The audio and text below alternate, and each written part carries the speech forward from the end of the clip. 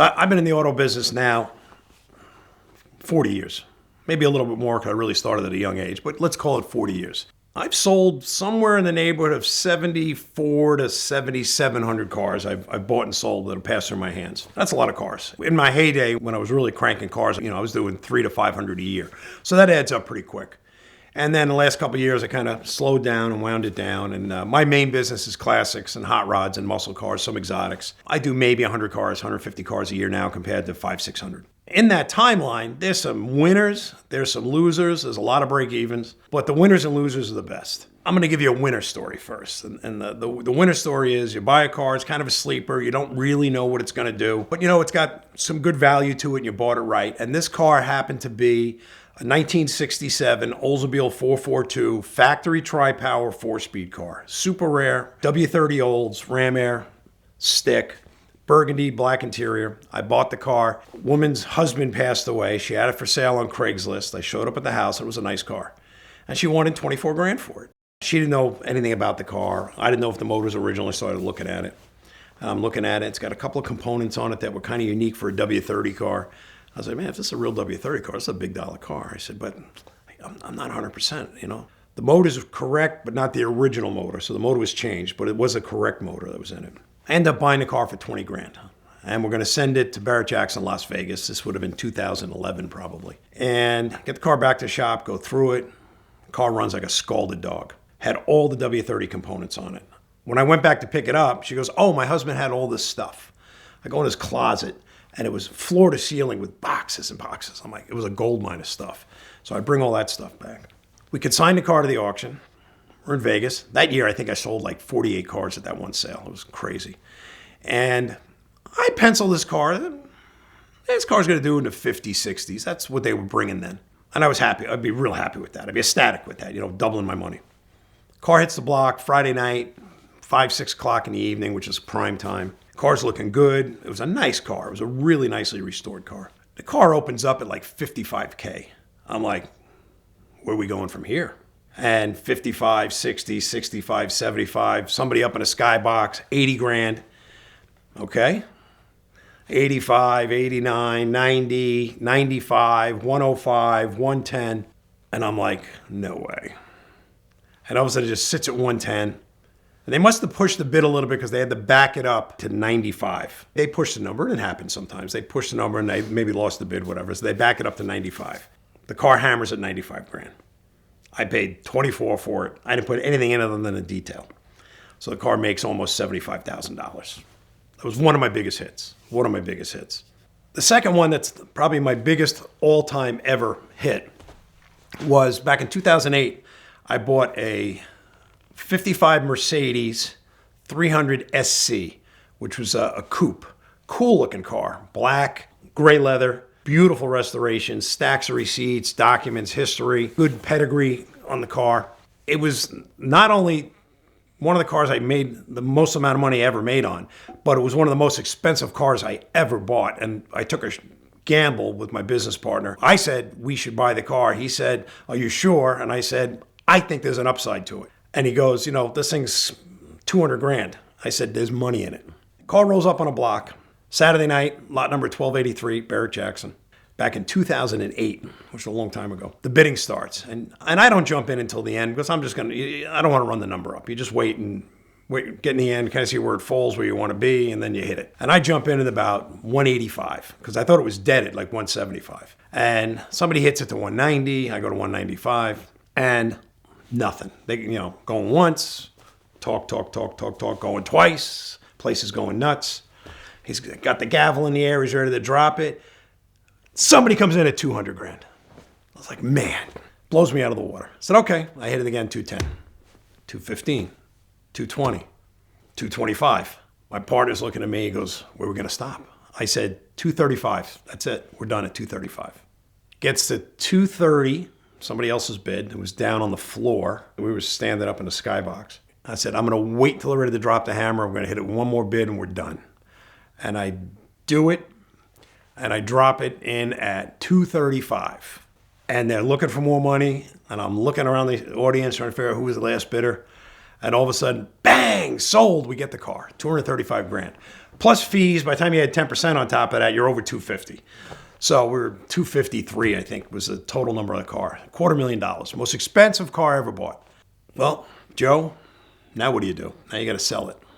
You got $250,000 tied up. Now you got to sell it. But I figured there was 50 in the car, easy. We get the car back to, that's where I was in San Diego. We get the car back to San Diego with a bunch of other cars we bought. Car's absolutely exquisite. Just a spectacular specimen. Had really good history. I started going through, paperwork like that.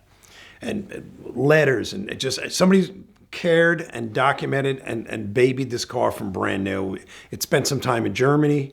It spent some time in the UK. It spent a lot of time in California. I think it came out of Monterey. So the car had a good background. And I put it up on a website for $499. My partner laughs. He goes, "What are you kidding me?" I'm like, "Hey, we can always negotiate." I started getting calls within a day or two at $499. And got a couple calls from some Mercedes guys. "Oh, you're crazy. Those cars don't trade over 200 grand. He goes, "You bought that car at Barrett Jackson for 250, blah, blah, blah." I'm like, this is what it is. About a week goes by. I get a call on my cell phone because I would forward all sales calls after hours to my cell phone. And at midnight, my cell phone would, just the ringer would go off. So I'd see missed calls in the middle of the night, and usually from somewhere around the world. So I get a call from a guy in South America, Brazil. And like midnight, and he speaks very good English, and he tells me, he goes, "Hi," he goes, "I saw that Mercedes on your website." He goes, "I got a large Mercedes collection." He goes, "I've been looking, at that car." He goes, "Is there any, wiggle room on a price?" I said, "Very little." I was going to just kind of stick to my guns in the beginning because I've only had the car a week or so, maybe two. He goes, "Can I give you an offer?" I said, "Yeah." I said, "There's 100 pictures of the website, there's video, paperwork." He goes, No, I see everything." He goes, "You did a spectacular presentation." He goes, $450. In the back of my head, I'm like, "Yeah, sure, I'll take it." And then I'm going, well, I have to bump him. I had to bush him a little bit. I said, "Here's what I'll do." I said, "Let's make it," and I always give a weird number. I said, "Let's make it 458.5. We'll call it a deal." "Okay, I'll take it." Just like that. I said, "Here's my email. Send me your info. I'll put together a contract, paperwork, send your bank wire information. Tomorrow morning when I get to the shop in the office." And I send it to him. So now, 200 large were up on this car. I don't tell my partner. Morning, he comes in, right? He's walking around the showroom. We're sitting in the office. I'm punching out the contract and email the thing out. I said, I took a deposit on a Mercedes. He goes, "What'd you get for it?" I said, "I'm not telling you yet." So I'm going to wait till he signs a contract and everything's done. He goes, "All right." My partner, Jay, God bless his soul, he's a gambler, risk taker type of guy. And he was like, "All right, I'll wait." He was competitive. Comes back, I print everything out. All right, about an hour or two later, he's sitting at his desk in his office. I drop it on. "Here, take a look at this," and I walk out. And he goes, "I guess you were right." I was like, "Hey, man, we took a shot." And the guy's just ecstatic. I said, he knew the car. I said, he knows the car. I said, because he mentioned that he knew the car was from Monterey and everything. So I said, the guy's a pretty astute, I guess, Mercedes collector. So he goes, "All right." He goes, "When's he wiring the money?" I said, "Next day or two," right? So next day I get 460 grand in the account. The guy was on the money. I send all the paperwork to the shipper and it's got to get exported. And we had to send the car up to Paramount, California, up in the Long Beach area. That's where everything gets shipped out of the country. Now, to send a car to Europe, Germany, everything goes through like Rotterdam and Amsterdam. And I can get a car anywhere in the United States to Germany for $1,000. It's cheap. You start sending stuff to the Middle East, Japan, that area, and forget about South America. The import duties are 50 to 100%. This guy had 100% duty he had to pay on the car. So not only did he pay $458.5 for the car, he had to pay, it wasn't quite the same amount, but it was over 400 grand in import duty and tax to get the car. So that car cost him over 800 grand to get it home.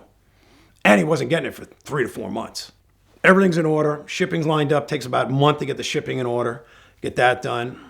My guy puts it on a trailer, takes it up to Long Beach, California. From there, it sits around for another month, and it gets loaded into a single container. It was going by itself. The shipping to get it down there was $7,500.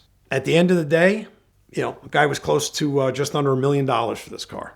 I don't know if he has it till this day. It's been almost 20 years. He probably does. He was an older gentleman, but he wasn't that old. I've never seen the car pop up anywhere. He's pretty private about his cars and his collection. And the last communication I had with him was probably about a year or so after I sold him the car. He called me to ask me a question about some documents or paperwork that he thought came with the car, and he thought I may have had, and I didn't have it. And I ended up reaching out to the seller, and the seller had it, and he knew it because he knew who owned the car one time.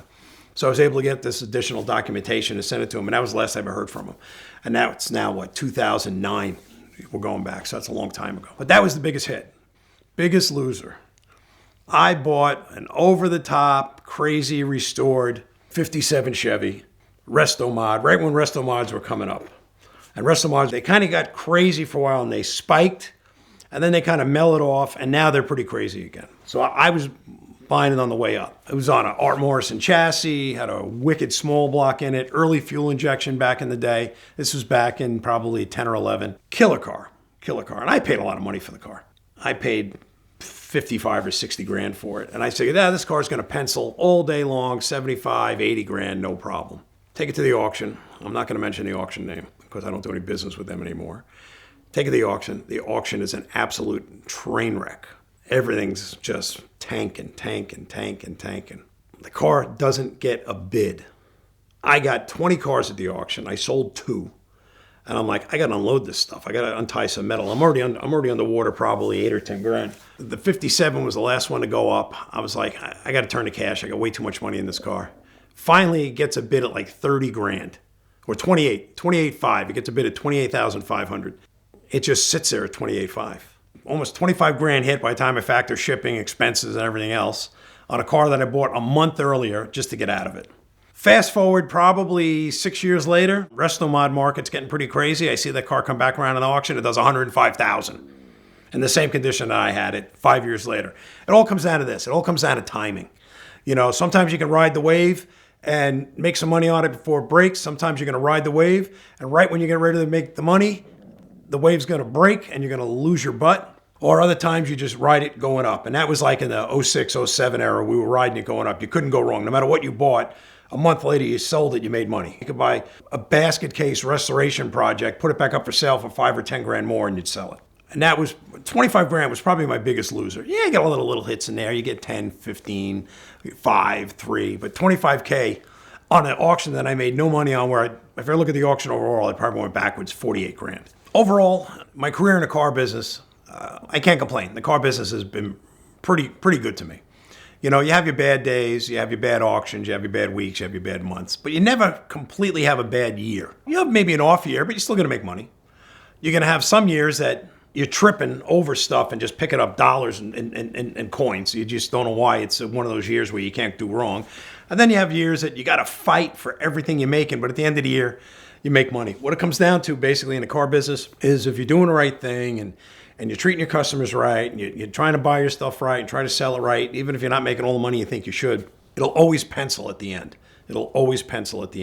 And that's the thing about the car business. You just got to push through it, grind through it, do the right thing, and you'll always come out ahead. It's a lot of work. People think it's very easy what I do and what a lot of guys like me do, buying and selling cars. It's not.